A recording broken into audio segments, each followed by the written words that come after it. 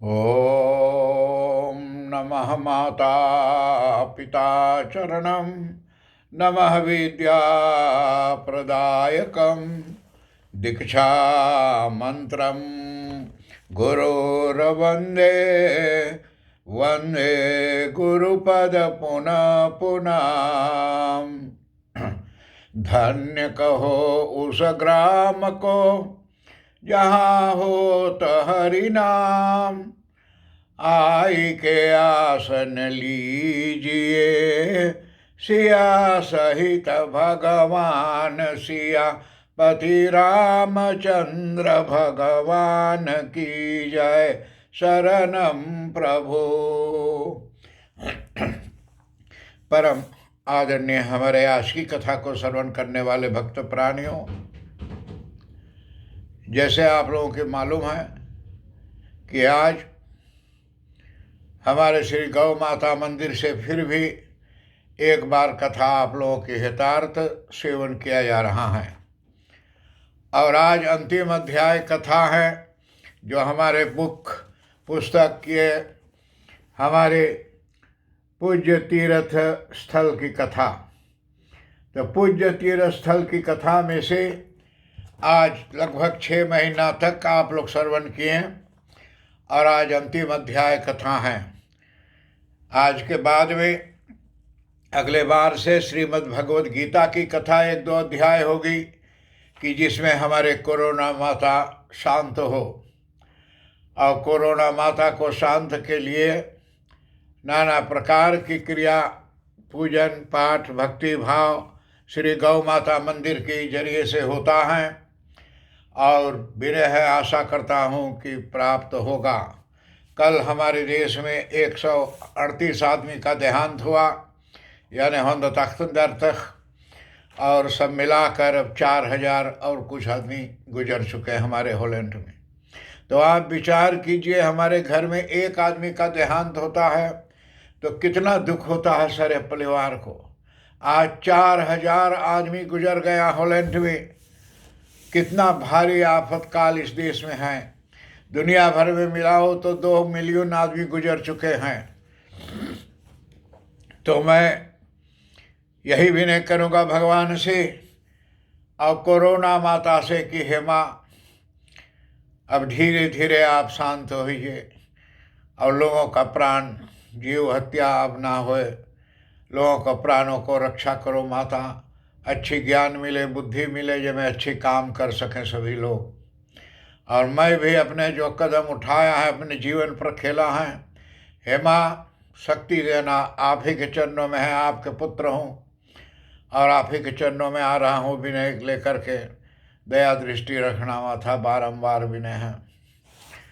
आदरणीय, जैसे मैंने कहा था कि आज अंतिम अध्याय यानी तक्षशिला, यानी ये भी पाकिस्तान में है और इसका कथा आप श्रवण करें। पुरातन भारत में जब भारत यानी विभाजन की कल्पना भी नहीं की जा सकती थी, जब जा कर के भाजन में कल्पना ना किया जा सकता था, तो यह भारत यानी गौरवशाली और शिक्षा एवं संस्कृति केंद्र रहा है। तो तभी से भारत भी शिक्षा केंद्र है कि संस्कृति का, अच्छे बातों का हम सीखते हैं। यह यानी विश्वविद्यालय जो है तो शिक्षा व संस्कृति केंद्र रहा है। और विश्वविद्यालय उस यानी कालखंड में और विश्व भर के विख्यात था। सारा दुनिया भर में ये विश्वविद्यालय था और इसमें जाकर विदेशी छात्र का शिक्षा प्राप्त करने और यानी भारतीय संस्कृति का अध्ययन करने आते थे। ना सिर्फ हमारे भारतीय लोग, लेकिन विदेशी लोग भी दूसरे देश से हमारे इस देश में अध्ययन करने विद्या आने थे। पौराणिक कथाओं के अनुसार तक्षक अथवा यानी नागदेव के नाम पर इस नगर का यानी तक्षशिला कहा गया है। और इनका नाम जो यहाँ है तो तक्षतनाग अथवा हमारे जा कर के नाग देवता इन लोगों के नाम से ये जगह स्थान विख्यात हैं। 2000 वर्ष यह नगर अनेक यानी मंदिरों और मठों, स्तूपों आदि से सुशोभित वैभव पूर्ण नगर था। 2000 वर्ष यहाँ बहुत से मंदिर, बहुत से स्तूपा और यानी सुशोभित वैभव पूर्ण यहाँ था कि बहुत शोभा मान मर्यादा रहता था, जो आगे चल करके ब्राह्मण यानी बाह्य आक्रमणों के कारण और दंडहरों में यानी बदल गया। बाद में वो जा करके आपस के हलचल में बदल गया। यह स्थान अब पाकिस्तान में है, यह पाकिस्तान में है। यहाँ वीसा लेकर जाना पड़ता है, वीसा ना रहे तो आप ना जा पाइए। पाकिस्तान में जीटी रोडवे के पास यानी तक्षशिला के अखंड पर यानी लगभग 50 किलोमीटर वर्ग क्षेत्र पर फैले हुए हैं। जहाँ पर हैं वहाँ से 50 किलोमीटर दूर पर ये तक्षनाथ जा करके और पाकिस्तान में हैं, और लगभग 50 किलोमीटर दूर पर ही क्षेत्र फैला हुआ है। शिला पर ब्राह्मण प्रकांताओं का ने जा करके और कई आक्रमण किए। वहाँ कितने बाह्य आक्रांताओं कि जलन लोग, दुश्मन लोग वहाँ कितना जा करके और आक्रमण किए रहे।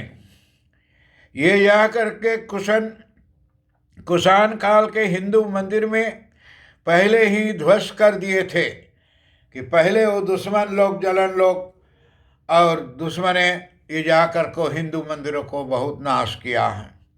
बाद में विश्वविद्यालय को भी आक्रमणकारियों ने तोड़ डाला।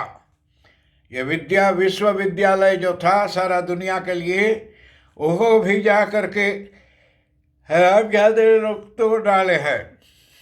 और उस कालखंड का विश्व का सबसे और बड़ा पुस्तकालय जो यानी विश्वविद्यालय में स्थित था, सो अग्निसात शारद कर दिया था। और शेष बचे यानी भवनों से और मूर्तियों में भगवान बुद्ध और यानी बोधिसत्व की यानी प्रतियाएँ तथा जाकर के कई विशाल रूप हैं। वहाँ जाओ तो बुद्ध देवता के और कितने कितने जाकर चीज़ों को वहाँ पर लगता है। इस स्तूपों में धर्म राशि का स्तूप है, जिसके चारों ओर अनेक छोटे छोटे स्तूप और परिक्रमाएं पथ हैं। इनमें जा करके स्तूप जो बोल जाए तो हर एक रंग का मंदिर बना करके वहीं पर भेजा गया है और बनाया गया है कि लोग जा सकें और देख सकें। इससे यानी बाईं ओर बुद्ध की यानी भूस्पर्श मुद्रा का एक विशाल मूर्ति है, वहाँ बाएं तरफ और यानी बुद्ध देवता का मूर्ति है, जिसके दर्शन के लिए सभी संप्रदायों के अनुसारी वहाँ पहुँचते हैं। और यानी इसके अलावा वहाँ श्री क्षय रूप यानी सूर्य मंदिर और यानी कुनासंधारम यानी दर्शनीय स्थल हैं कि वहाँ बहुत अच्छा मूर्तियाँ हैं। और कुणाल साधारण के दर्शन के लिए बहुत अच्छा चीज़ है कि जो छुट्टी पकांसी लोग जा सकें और वहाँ पहुँच सकें। यात्रा मार्ग व ठहरने के स्थान, वहाँ जाने के लिए और रहने के क्या व्यवस्था है। यानी तक्षशिला पाकिस्तान में स्थित है, अतः पाकिस्तान के वीज़ा के बिना ही दर्शन संभव है कि बिना पाकिस्तान के फिसम के यहाँ आप दर्शन ना कर पाई हैं। वहाँ पहुँचने के लिए सबसे सुगम मार्ग है यानी जीटी रोड का। वहाँ अच्छा रास्ता है जाके जीटी रोड में रेल और विमान यानी हवाई जहाज़ से, फ्लिंग मशीन से और रेल से आप जा सकते हैं। और रावपिंडली के समीप समिति है, यहाँ ठहरने के साधारण व्यवस्था ही हैं कि वहाँ होटल, अपार्टमेंट और जा कर के गेस्ट हाउस वगैरह सब चीज़ वहाँ है। प्रबंध से आपके रहने के लिए हर एक नाना प्रकार की प्रबंध वहाँ किया गया है। और इससे यहाँ इन शब्दों से ये कथा जो है ये हमारे पूज्य स्थिर स्थल का भारत का बहुत कथा 6 महीना तक आप लोग श्रवण किए। और अभी 2-3 दिन गीता की कथा होगा और सोमवार से चालीसा की पाठ हो गए।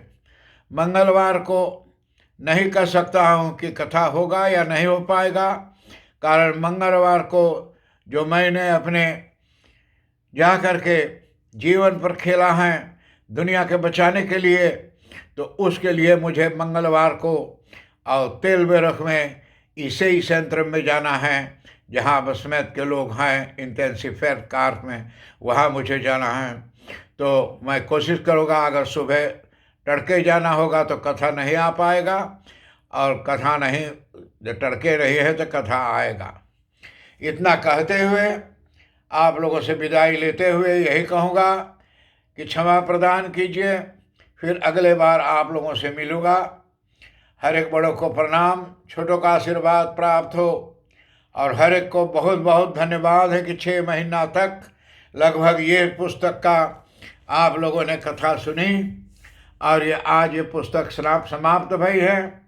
और ये पुस्तक आज के बाद हमारे श्री राधा कृष्ण मंदिर का मालिक श्री राजेश कुमार भगवंत के हाथे में सौंपा दिया जाएगा कि राधा कृष्ण मंदिर में भी इसी का कथा अच्छे अच्छे कथाओं को सुनाते चलें।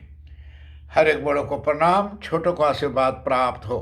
ओम शांति शांति शांति। हरि ओम। जय विष्णु।